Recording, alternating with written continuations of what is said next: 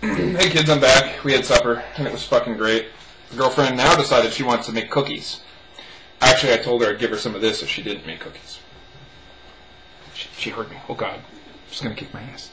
Anyway, thought I'd do some game reviews, because recently I've had a little bit of free time on my hands. A little. Maybe a couple months. And I thought I would play some games.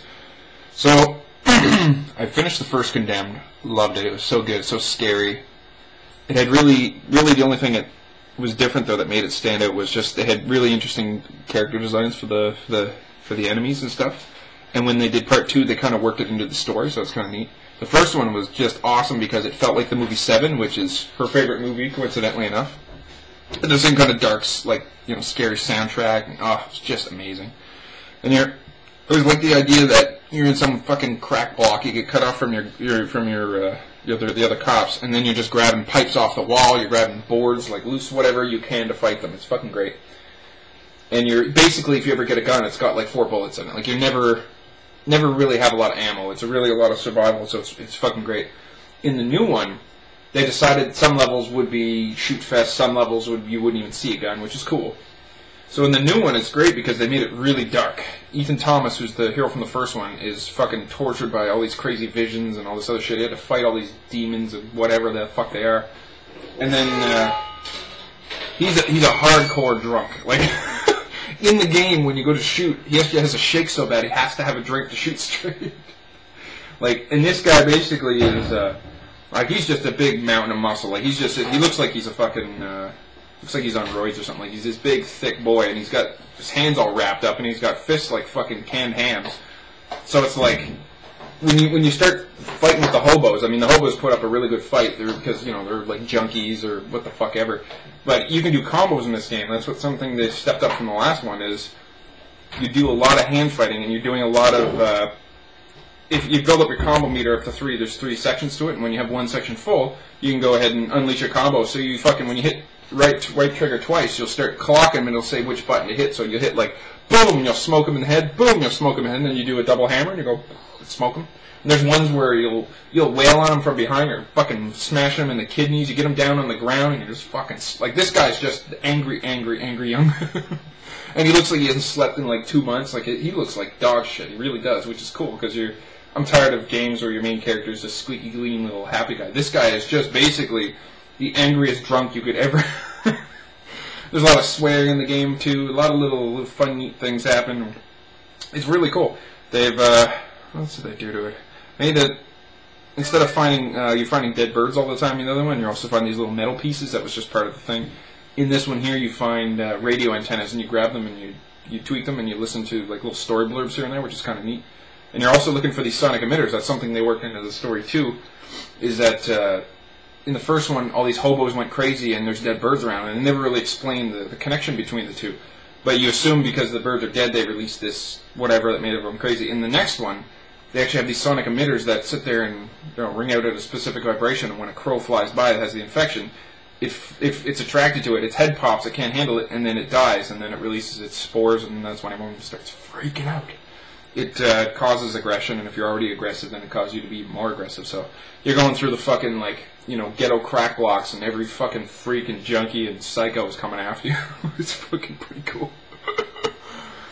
Anyway, another thing they put in this is you can now throw your weapons. So, you know, you're wailing a guy with a pipe, and you turn around and someone's running toward you, you can just fucking huff that thing. And I've done that so many times. Fucking guys coming down the stairs, fucking me from right in the head with a pipe, and he's like, and then you go up to him and combo him and get him on the ground. And it would be amazing to watch Ethan Thomas go to work. Like, he's just a fucking fighting. He's like a human wrecking ball. He just goes in and smashes everything. And he'll grab like a brick or a fucking cue ball. Doesn't matter what.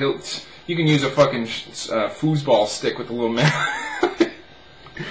Anyway, voice acting's phenomenal. The story itself is phenomenal. The character, like the faces, like for the first Condemned, were really kind of. That was the only part of the game that kind of lacked, was they didn't really have. It was one of the early release titles, so they didn't really have full mastery of the 360. Now they do, and you can really see the difference. Like the faces are so fucking good. The expressions, the eye movement, everything is just so fucking good in this game. And another thing I liked is at the end of the first one, you had a choice whether to kill the serial killer guy or let him go. But as far as the story goes, you shot him in the face, but you only winged him and took out part of his face, so he's missing a giant chunk, so he looks like Two-Face, like he's like, ah, and then the fucking part that's open will move perfectly like someone who had that scarring. It's fucking really neat.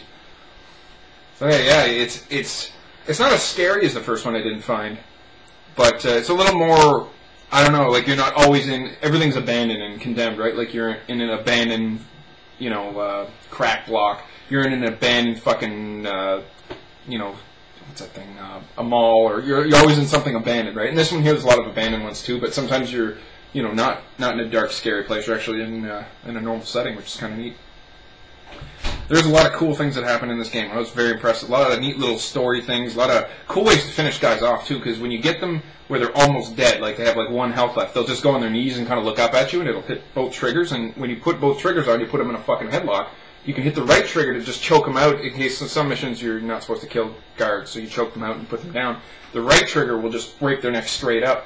But you can also look around. When you have somebody in a headlock, you'll see these little icons appear that look like little skulls. And this is something you can walk up and put the guy on, and it'll actually do like a fatality. Like there's glass cases, and you put his head through a case, and his neck gets all fucking cut up. And you can throw them over balconies. You can ram their heads through TVs. One time I grabbed a guy and fucking slammed his head on the side of a door frame, and his face was half in the door, and I fucking slammed the door. The shit you do to these guys, you don't feel bad at all. That's what's great about all these fucking like scumbags and killers, and you don't care what happens to them. You just fucking go to town. I mean, I was pistol whipping people and everything. Fucking, I threw a shotgun at a guy one time. I'm like, I can't waste any ammo, so I went, threw it at him and smoked him, and it stunned him, and then it got on top of him. Just so good. I love being the right hand of justice, which is Ethan Thomas. So they're probably gonna make a third one too. But anyway, yeah, they kind of filled in. You didn't really know what anything about in the first one what it was. Now they have it's a group called the Oro. They've been around for thousands of years, and they have these special built-up vocal cords and a bigger diaphragm or a bigger chest area that lets them generate sounds. And they even have these metal pieces they add in to amplify it. And little does I'm going to spoil it for you a little bit, but if you don't want spoilers, you can get out now. Anyway, Ethan Thomas has those too, so he's part of the group and he didn't know it. And in the last level, you hit both triggers and he'll build up and he'll go Wah! And let out a big scream, and it like explodes people's heads. It's pretty fucking cool. So you find out more about the group. You find there's little backstory, little trickles and stuff like that. You actually work with Serial Killer X for a little bit too, which is kind of neat. And find out one of the villains. There's another spoiler. Is actually one of the guys on your team, of course. But I didn't wasn't really like a big surprise, but I didn't see it coming. Anyway, fucking just fantastic game. And I didn't even tell you about multiplayer. Multiplayer is so much fun. Earl and I were playing. The girl's trying to sleep because she goes to school. And it's, 1 o'clock in the morning or 2? Later than that. I put a headset on, right, because I don't want to wake her up. And I have the earphones on so she can't hear anything. And I have the headset on just so I can talk. And I'm talking quietly, but Earl and I get excited. We start fucking smoking each other. I think I came at Earl with a shovel, or he came at me with something, and I start laughing so hard. And then I wake up, and she wakes up with her little fingers, and she's like, shh. So cute. Anyway, it's amazing, that game, multiplayer. Because like 3 guys are sitting there swinging shit at each other. You grab something and throw it at them, and you grab a shovel, baseball bat, doesn't matter. Those cookies look great. She's making cookies and they look fantastic. Anyway, the multiplayer it should be X-rated. It's so much fun. It's a fucking hoot. You watched me play it, right? You thought it was fun? Alright. Alright. Come on, you're smoking hobos with bats. It's fun. Anyway, get the shovel. That's a big secret. What? She doesn't play video games, but she's cute. Actually, she does play video games. She plays the Da Vinci Code and Bejeweled. And what else? Madden. She plays Madden because her ex used to play Madden, right? She likes Madden. Huh? Zuma. She likes Zuma. I got her into Zuma. Next is the Hobo Killing Simulator, Condemned 2. She's going to get into it. Oh, yeah. Yes, you will. Come on, it's fun to kill hobos. Well, if they make a mod for it where you can kill hookers too, will they play it? What? I figure if you're going to kill hookers, you may as well kill hobos too.